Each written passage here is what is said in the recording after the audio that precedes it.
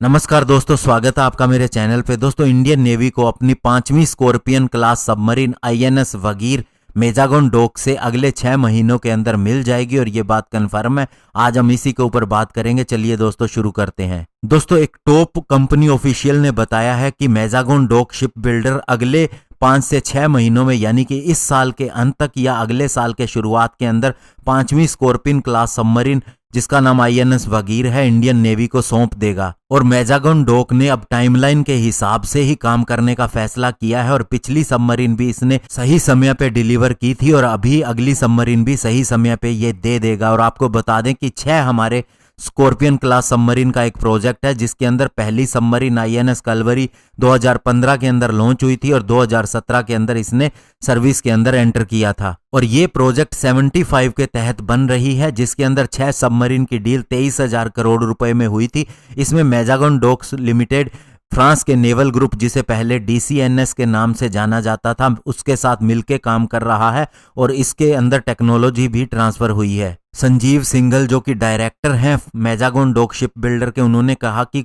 कोविड-19 के चैलेंज के चलते भी हमने इसकी डिलीवरी को पूरे टाइम के ऊपर रखा है और हमने यही प्लानिंग और चीज़ों के लिए भी की है। हमें नवंबर से पहले एक शिप भी देना है जिसके बेसिन ट्रायल शुरू हो जाएंगे, तो वो भी हमने पूरे टाइम के ऊपर देना तय किया है। और 2017 से ही एमडीएसएल हर सबमरीन को 1 साल के अंतर के हिसाब से डिलीवर करता आया है। इसके अंदर दोस्तों 2017 के अंदर आईएनएस खंडेरी दी गई थी, 2018 के अंदर आईएनएस करंज और 2019 के अंदर आईएनएस वेला को दिया गया था। और अभी मेजागन डॉक का मानना है कि वह बची हुई सारी सबमरीन अपने समय के हिसाब से ही 2022 तक डिलीवर कर देगा। इसके अंदर जो अंतिम सबमरीन होगी उसका नाम आईएनएस वगशीर है। और अभी मेजागन डॉक का काम बहुत ही अच्छा चल रहा है। इनकी ऑर्डर बुक की बात करें तो 54,500 करोड़ के ऑर्डर इनके पास हैं। और दोस्तों, जहां तक स्कॉर्पियन सबमरीन की कैपेबिलिटी की बात है तो ये एक डीजल इलेक्ट्रिक अटैक सबमरीन है और माना जाता है कि इसके अंदर स्टेल्थ फीचर भी है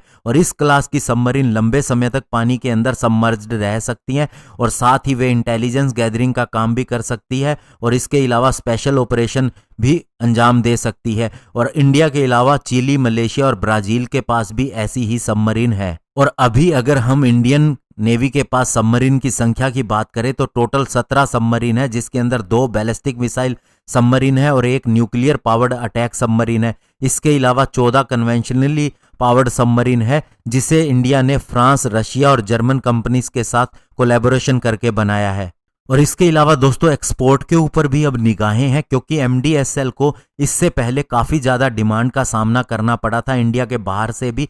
और इसने अपना लास्ट वेसल जो ओवरसीज डिलीवर किया था वो 2014 के अंदर किया था। और दोस्तों, रियल एडमिरल अनिल कुमार सक्सेना जो कि मेजागन डॉक शिप बिल्डर्स के डायरेक्टर हैं, उन्होंने बताया कि हमने अभी तक 243 शिप को एक्सपोर्ट किया है और हमने लास्ट शिप 2012 से 2014 के बीच में बहामा और मैक्सिको को दिए थे जो 7,000 टन के वेसल्स थे। और अभी हमने इसका काम रोक दिया है क्योंकि हमारे पास ऑलरेडी बहुत ज़्यादा इंडियन नेवी के ऑर्डर हैं। और उन्होंने बताया इसके बाद हमने अपनी कैपेसिटी को बढ़ाना शुरू किया और अब हमारी कैपेसिटी है कि हम 11 सबमरीन और 10 शिप एक समय के अंदर बना सकते हैं। और उन्होंने बताया कि इससे पहले हमने Africa, Latin America, middle east और साउथ ईस्ट एशिया के देशों से भी बात की है और हमें अच्छे खासे ऑर्डर भी मिल सकते हैं।